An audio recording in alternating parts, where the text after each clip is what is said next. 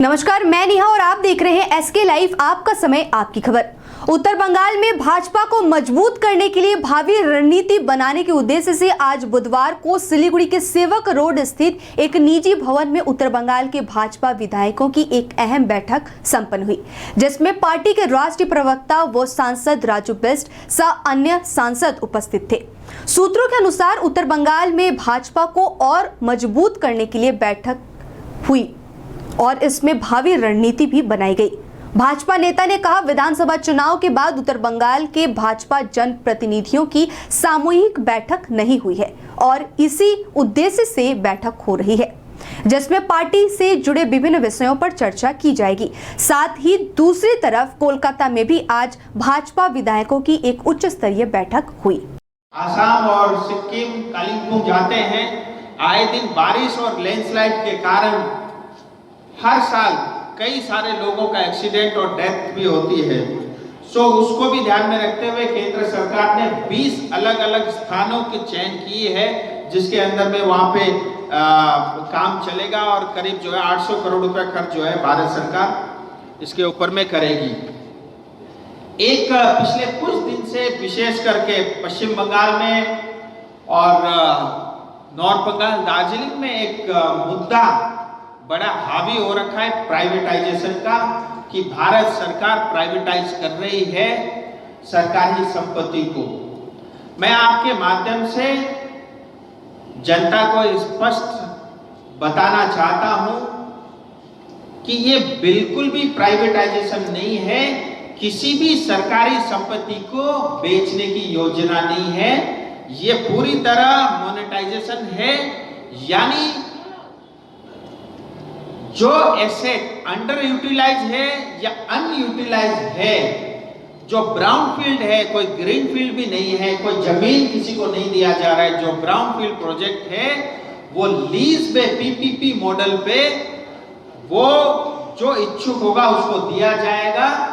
और इस बात में एक विशेषता ये है कि उसकी मलकियत मालिक भारत सरकार ही रहेगी, कोई प्राइवेट कंपनियां या कोई और इसका मलकियत नहीं होगा, यानी मलकियत भारत सरकार के पास होगी, इसका ट्रांसफर नहीं हो रहा है। और जो है इस पर में हाईवे बन रहे हैं। इसी तरह से जो है जो ऐसी चीज जो अंडर यूटिलाइज हो या अनयूटिलाइज हो उसको जो है भारत सरकार जो है लीज के माध्यम से पीपीपी मॉडल पे लोगों को देगी, और जो इच्छुक होंगे इसके डिटेलिंग आने वाले समय में आपको पता चल जाएगा। उसके बाद जो है मतलब इस पे और आपके इस माध्यम से बता देना चाहता हूं कि वास्तव में प्राइवेटाइजेशन क्या है। प्राइवेटाइजेशन वो है जो West Bengal tea development corporation के अंतर्गत 5 चाय बागान थे, 3 दार्जिलिंग में और 2 डूवर्स में, जिसको टीएमसी सरकार ने किसी प्राइवेट कंपनी को बेच दिया था। प्राइवेटाइजेशन वो है जो मेट्रो डेयरी, आप सब लोग जानते हैं, जो डेयरी था उसको टीएमसी सरकार ने एक प्राइवेट कंपनी को बेच दिया। वो 47% पश्चिम बंगाल सरकार के पास था, 87 करोड़ में बेचा, और उस प्राइवेट कंपनी ने कुछ ही महीने के अंदर में वो फंड रेज करके 175 करोड़ रुपए जुटा लिए थे। यानी पश्चिम बंगाल सरकार ने बेचे 87 करोड़। 2019 और 21 में ये संकल्प लिया है कि स्थायी राजनीतिक समाधान करेंगे, उसके लिए मार्ग प्रशस्त हुआ है। और पिछले महीने हम सब लोग जो हमारे साथीगण हैं उसके सब लोगों के साथ गृह मंत्रालय में गृह मंत्री जी से मिले हैं, और उन्होंने ये कहा था कि हम 12-14 तारीख को ही इन्विटेशन भेजेंगे और सितंबर में हम वार्ता करेंगे। मुझे लगता है इसमें कुछ देरी हुई है, कई लोगों के सवाल भी होंगे। एक तो 15 अगस्त था, दूसरा साथ में हमको ये भी ध्यान रखना चाहिए कि 31 तारीख तक ये अफगानिस्तान का विषय चल रहा था, और होम सेक्रेटरी के जो हेड थे वो स्वयं इस पूरे मिशन को हेड कर रहे थे। मुझे लगता है उसके कारण भी थोड़ी देरी हुई है। मैंने कोई हालांकि इस बारे में पूछा नहीं है, और मैंने भी कोई फॉलोअप कोई अभी तक बात नहीं की। यहाँ से जाने के बाद मैं बात करूंगा। मुझे लगता है उन कारणों से थोड़ा विलंब जरूर हुआ है, लेकिन जल्दी जो है बुलावा आएगा और टॉक्स होगा। मैं चाहता हूँ ममता दीदी भी आए और ऐसा फैसला हो जो दार्जिलिंग हिल, तराई और डूवर्स की जनता के हित में हो। देखिए, अगर ममता दीदी गोरखाओं को लेकर के ईमानदार है जो बार बार वो वादा करती है। इन्होंने 15-16 अलग अलग वोट बना दिए, बहुत सारे ऐसे षड्यंत्र किए कि हम गोरखाओं को किस तरह से विभाजित करें, लेकिन उसके बावजूद भी वह सक्सेस नहीं हुई। और आज भी अगर वो कहती है कि हम गोरखाओं के साथ हैं, अगर वो ईमानदार हैं, गोरखाओं का हित चाहती है, दार्जिलिंग, कालिम्पोंग, तराई डूवर्स का हित चाहती है, मुझे लगता है उनको आना चाहिए। और गृह मंत्री जी ने भी स्वयं कहा है कि वो भी चाहते हैं कि स्टेट भी आए तो अच्छा हो। मैं स्पेकुलेशन में कोई बात नहीं कह सकता, क्योंकि मैं भारतीय जनता पार्टी का सांसद के साथ साथ प्रवक्ता भी हूँ, तो उन विषयों पर मुझे लगता है टिप्पणी करना ठीक नहीं है। लेकिन ऐसा कोई विषय आएगा तो आपको तो पता है मैं ट्विटर और फेसबुक में बहुत एक्टिव रहता हूँ, तुरंत आपको उसकी सूचना मैं भेज दूंगा। आप सब प्रेस के मित्रों का बहुत बहुत धन्यवाद। Thank you. आप हमको काम बता रहे हैं, पूछ रहे हैं, आप क्या पूछना चाहिए पूछिए। 5 साल पहले 3 विधायक थे, आज 77 विधायक है। 2026 में जो है पूर्ण बहुमत की सरकार होगी, और जिस तरह की अत्याचारी सरकार टीएमसी की यहाँ चल रही है, मुझे नहीं लगता 26 तक वेट करना पड़ेगा। उससे पहले भी हमको जनता को सेवा करने का मौका मिल सकता है। और रही बात, मैं फिर दोबारा उस पर आता हूँ, अगर कोई व्यक्ति सत्ता के, पैसे के या कुर्सी के लालच में आया हुआ है, कोई भी पार्टी उसकी, नॉर्थ बंगाल में जो अन्याय अत्याचार हुआ है, इसीलिए यहाँ की जनता चाहती है कि नॉर्थ बंगाल अलग राज्य बनना चाहिए, और ये जनता की मांग है। और इस भारत के संविधान के अंतर्गत तमाम जनता को अपने मन की बात रखने की पूरी तरह स्वतंत्रता है, क्योंकि हम अफगानिस्तान में किसी तालिबानी शासन के अंतर्गत नहीं है, और मुझे लगता है जनता अपनी बात रख सकती है, उसमें मुझे कोई आपत्ति नहीं। आप क्या चाहते हैं? पब्लिक तो चाहती है कि नॉर्थ, हम क्या चाहते हैं वो इस तरह से प्रेस कॉन्फ्रेंस में डिसाइड नहीं हो सकता, लेकिन जब भी ऐसी स्थिति परिस्थिति होगी जब हमें अपनी जनता की आवाज बुलंद करनी पड़ेगी या जनता की आवाज रखनी पड़ेगी, चाहे भारत का संसद हो, चाहे कलकत्ता का असेंबली हो, हम अपने जनता के साथ खड़े होकर उनकी आवाज को बुलंद करेंगे। देखिए, मैंने आपको बताया था, आज विस्तार से ये चर्चा हुई कि जिस तरह की अवहेलना पश्चिम बंगाल सरकार ने लगातार नॉर्थ बंगाल के साथ किया है, उसके बारे में चर्चा हुई। आज देखिए, बड़ा आश्चर्य लगता है, कलकत्ता में अगर किसी अफसर को ट्रांसफर करना हो तो उसको बोला जाता है तुम बीजेपी वाले हो, तुमको हम अलीपुरद्वार ट्रांसफर करेंगे, तुमको हम नॉर्थ बंगाल भेजेंगे। यानी इस तरह से नॉर्थ बंगाल को देखा जाता है। उस विषय को लेकर के चर्चा बीजेपी के एमएलए नहीं, मैं स्वयं बीजेपी का सांसद हूँ, पिछले 2 साल से मैं भी देख रहा हूँ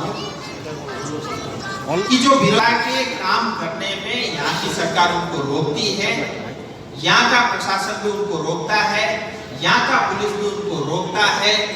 इवन आप देखिए, मैं एक सांसद हूँ, मेरे क्षेत्र के लिए हर साल मुझे 5 करोड़ रुपए मिलता है।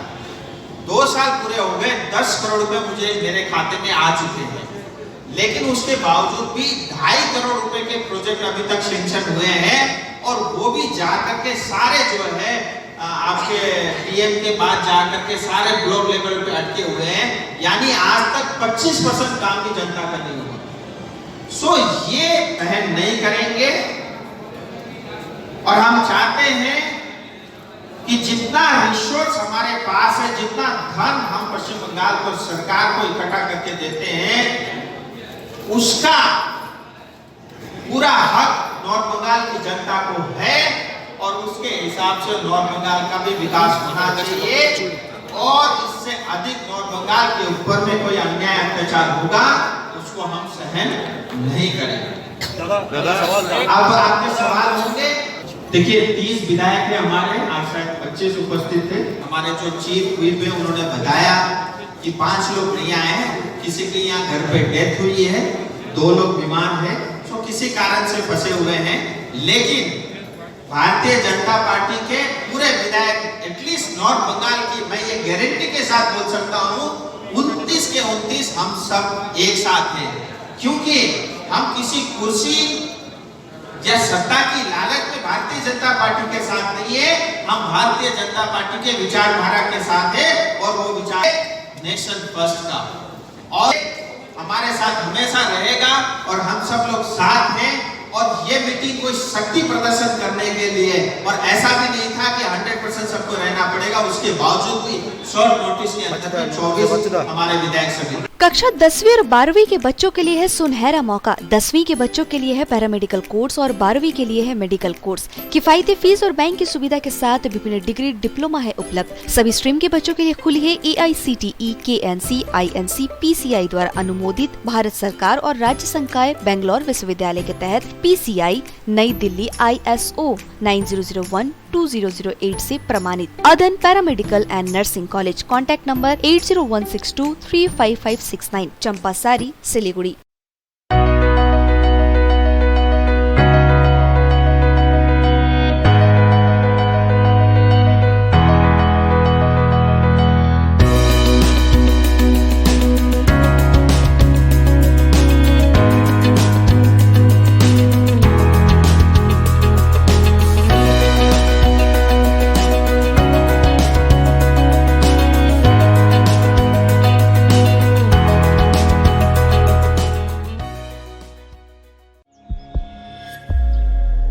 Are you dreaming to wake up under the calming Turkish skies?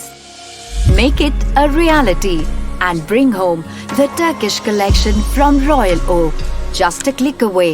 International furniture, unbeatable price. Visit a Royal Oak store today. 50 से 70% कम कीमतों पर orchid building, opposite Vega circle, 2.5 mile, Sevoke road, Siliguri. दवाइयों से छुटकारा, अल्कलाइन पानी का सहारा। पहले 100 कस्टमर को मिलेगा 20 लीटर का जार, कोविड पैकिंग के साथ मात्र 125 रुपए प्रति जार, वह भी 2 साल तक। ऑफर के बाद वाले कस्टमर को मिलेगा 200 रुपए प्रति जार। अल्कलाइन के फायदे: diabetic, acidity, cholesterol and blood pressure, weight loss, gives extra strength to our lungs.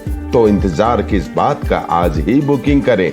Toll free number 1800 572 9851।